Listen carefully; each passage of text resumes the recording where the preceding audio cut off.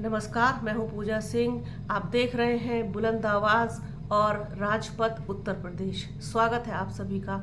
दोस्तों, 2024 का लोकसभा चुनाव जैसे जैसे परवान चढ़ रहा है वैसे वैसे उसके अंदर गर्मी भी तेज़ी से आती जा रही है। आप ये देखिए कि मौजूदा जो सरकार है, वो चाहे केंद्र की हो या उत्तर प्रदेश की हो, कोई कमी कसर नहीं छोड़ रहे हैं। इस बार का चुनाव एक बार फिर से जीत करके प्रधानमंत्री नरेंद्र मोदी को तीसरी बार प्रधानमंत्री बनाने के लिए योगी आदित्यनाथ से लेकर के उनके जितने भी स्टार प्रचारक हैं सभी जी तोड़ प्रयास कर रहे हैं, क्योंकि पहले चरण से लेकर के चौथे चरण तक आते आते बीजेपी की सांस फूलने लगी, हाँफने लगी है बीजेपी। जिस तेजी के साथ उसने दौड़ना शुरू किया था, उसने यहाँ तक आते आते उसकी सांस उखड़ने लगी है। ये साफ तौर पर देखा जा सकता है और इस चीज़ को, इस स्थिति को बीजेपी ने, प्रधानमंत्री नरेंद्र मोदी ने पहले और दूसरे चरण के बाद ही भांप लिया, जिसके बाद उन्होंने खुद मैदान में उतर करके बिना किसी झिझक के, बिना किसी संकोच के और बिना किसी आलस के पूरी तरीके से समर्पित होकर के अपना प्रचार और प्रसार किया है और जी तोड़ मेहनत कर रहे हैं प्रधानमंत्री नरेंद्र मोदी। कोई कसर नहीं छोड़ रहे हैं किसी भी तरीके की। अब बनारस से वो खुद मैदान में है, नामांकन किया और उस एपिसोड की प्रतीक्षा ख़त्म कर दी जिसके लिए वो जाने जाते हैं और जिसका लोग बहुत बेसब्री से इंतज़ार भी कर रहे थे।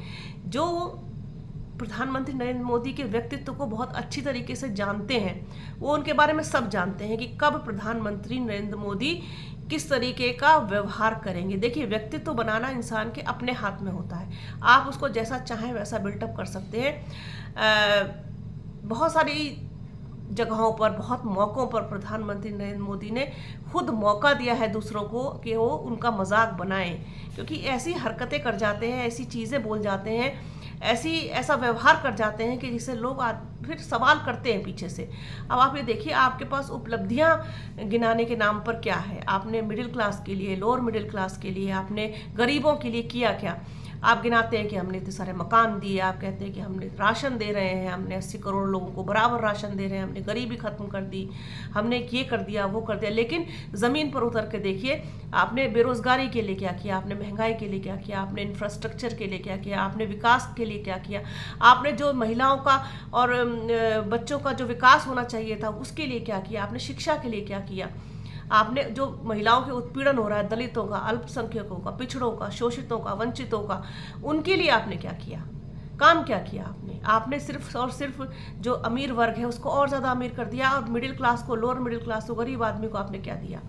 एक युवा वर्ग जो नौकरी के लिए तरसता है, जिसने पढ़ाई की है, जो इतनी हायर एजुकेशन लेने के बाद भी आपकी जो है स्वीपर के लिए नौकरी के लिए आवेदन कर रहा है, नाला सफाई कर्मचारी के लिए आवेदन कर रहा है और मतलब पियोन का भी काम नहीं कर पा रहा, मजदूरी कर रहा है। एक लड़का एमए इकोनॉमिक्स करने के बाद मजदूरी कर रहा है। तो ये दिया है आपने 10 साल में देश को, और आप फिर उसके बाद आप फिर उम्मीद करते हैं कि जनता एक बार आपको चुन करके भेजे। तो जिसके लिए आप जाने जाते हैं, आपने वो काम भी कर ही दिया। आप एक बार फिर से रो दिए बनारस में, लोगों के साथ भावुक अपील आपने कर दी कि मैं तो पूरी तरीके से बनारस का हो गया हूँ, मैं बनारसिया हो गया हूँ और मेरी माँ के निधन के बाद माँ गंगा ने मुझे गोद ले लिया है, अपना लिया है। और एक बार फिर से उनके आंसू छलक आए। बहुत सारी रैलियों में हम उनको रोते हुए देख चुके हैं, लोगों की साथ जो है भावुक अपील करते हुए भी देख चुके हैं। अब इन सब चीज़ों का कितना असर, कितना जादू लोगों पर चलेगा, क्योंकि जादूगरी के जो है कहना चाहिए कि मतलब महारथी हैं प्रधानमंत्री नरेंद्र मोदी। जहाँ जाते हैं वहीं का खुद को बताते हैं, उसी तरीके की भाषा बोलते हैं, उसी तरीके की वेशभूषा वो अपना लेते हैं, उसी तरीके की टोपियाँ, हैट लगा लेते हैं और उसी अंदाज में वो बात करते हैं, सब कुछ बता देते हैं। कहीं जहाँ जाते हैं वहीं के हो जाते हैं, चाहे वो किसी भी धर्म को अपना कह दें, किसी भी जाति को कह दें, किसी समुदाय को कह दें, किसी संप्रदाय को कह दें। ये उनकी खासियत है, खूबियाँ हैं प्रधानमंत्री नरेंद्र मोदी की, जो उनको दूसरे राजनेताओं से अलग करती हैं। आप अपने आप को कितना बनावटी होने के बाद मतलब कितना सहज दिखा पाओगे? बनावट का जो इंसान होता है, जिस तरीके से खुशबू कभी कागज़ के फूलों से नहीं आ सकती, इसी तरीके से बनावटी इंसान की जो सच्चाई होती है, असलियत होती है, वो भी एक ना एक दिन लोगों के सामने आ जाती है और लोग फिर उसको पहचान जाते हैं कि ये हर बार यही करता है, हर बार ये यही बोलता है, या ये हर बार ये यही बोलती है, यही करती है, इसके पास दूसरा कोई काम नहीं है। तो लोगों की सहने की, बर्दाश्त करने की एक सीमा है और बेवकूफ़ बनने की भी एक सीमा है। लोग शायद समझ चुके हैं, या अगर नहीं समझे हैं तो ये उनकी नादानी है। लेकिन प्रधानमंत्री नरेंद्र मोदी ने जितने भी उनके तरकश में तीर थे वो सब चलाने का प्रयास किया है, मोदी की गारंटी से लेकर के और तमाम योजनाओं पर। आप ये देखिए कि पिछले 10 साल में इन्होंने अपने विज्ञापन के ऊपर जितना पैसा खर्च किया है, वो पैसा आया कहाँ से है? वो जनता का पैसा, जनता के टैक्स का पैसा है, हमारे और आपके जो हम जो टैक्स देते हैं उसका पैसा है। उसको उन्होंने सिर्फ विज्ञापन पर खर्च किया। जिस योजना को भी आप उठा के देख लें, इनकी हर चीज़ पर, मतलब यहाँ तक कि हद तो ये भी हो गई कि जो राशन बांटा उसके थैले पर भी प्रधानमंत्री नरेंद्र मोदी की फ़ोटो, कोरोना के वैक्सीन सर्टिफिकेट पर भी प्रधानमंत्री की फ़ोटो, हर जगह होर्डिंग्स, हर जगह फ़ोटो फ़ोटो फ़ोटो।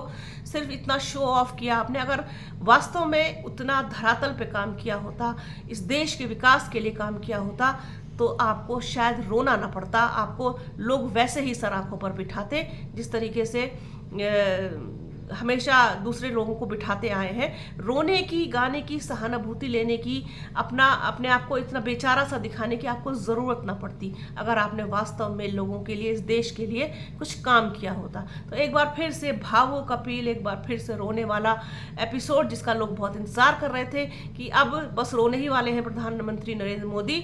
अब लोगों को इंतजार है कि इसका ये जो 5वां चरण होगा, इसके बाद देखते हैं कि मतदान प्रतिशत पर क्या असर रहता है, वोटिंग कैसा रहता है, लोगों का क्या मिजाज रहता है। फिर 6ठे और 7वें चरण में कुछ और नया, कोई वो एक नई कहानी लेकर के आ सकते हैं जिसका इंतज़ार लोग एक बार फिर से कर रहे हैं। तो जो कुछ भी होगा वो तो खैर 4 जून को पता चल जाएगा, सारे नतीजे सामने होंगे, सारी चीज़ें सामने होंगी।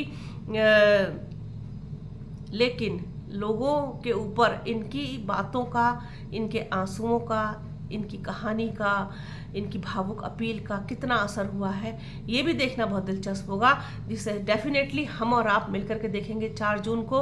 तो बने रहिए बुलंद आवाज़ और राजपथ उत्तर प्रदेश के साथ। हमारे चैनल को लाइक कीजिए, शेयर कीजिए, सब्सक्राइब कीजिए, बेल आइकन ज़रूर दबाइएगा। अपना और अपनों का बहुत ख्याल रखिए। जल्द मिलूंगी आपसे एक नए वीडियो में, एक नए मुद्दे के साथ, एक नई चर्चा में। तब तक के लिए जय हिंद।